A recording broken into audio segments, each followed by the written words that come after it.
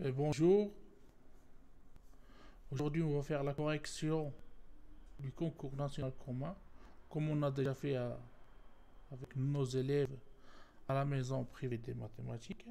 Donc, on va faire dans cette partie, la première partie ou l'exercice 1 du concours national commun marocain, session 2023, épreuve de mathématiques 2. Donc, on commence avec lire l'énoncé. Donc, nous avons une matrice. On travaille sur R. La matrice c'est A égale à alpha 1, 0, bêta. Donc, justifie que si alpha est différent de bêta, alors la matrice A est diagonalisable. Et si alpha égale à bêta, alors la matrice n'est pas diagonalisable. On va faire la correction. Donc, si on considère alpha et bêta, on va faire le polynôme caractéristique. Après, on calcule le polynôme caractéristique.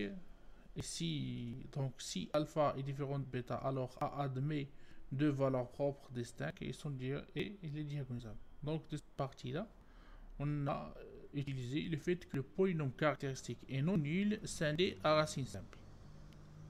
Si alpha égale bêta, alors A qui est égal à alpha 1, 0, alpha. Donc il admet une seule valeur propre et il est non diagonalisable car il sera égal à alpha i2. Donc on va faire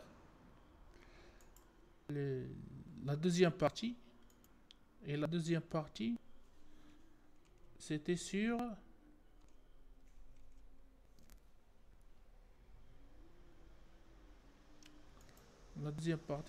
quoi? Et calculer la probabilité d'une matrice aléatoire. Nanana, on donne deux variables, soit x, y désigne deux variables aléatoires indépendantes définies sur un espace probabilisé et suivent la loi géométrique.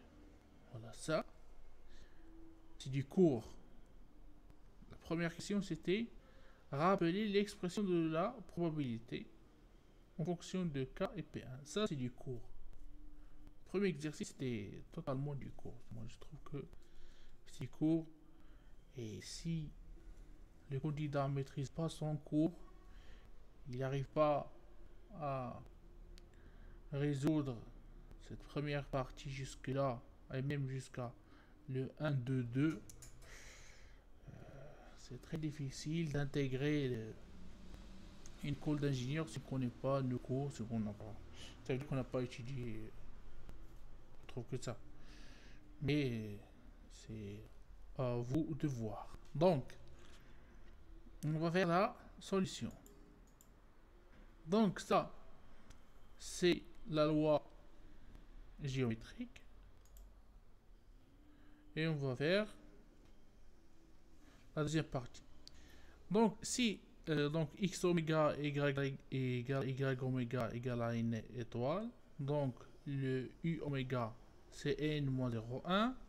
Si on prend p de u égale à n, ça veut dire que c'est la somme de k jusqu'à n de x égale à k inter y égale à n moins k.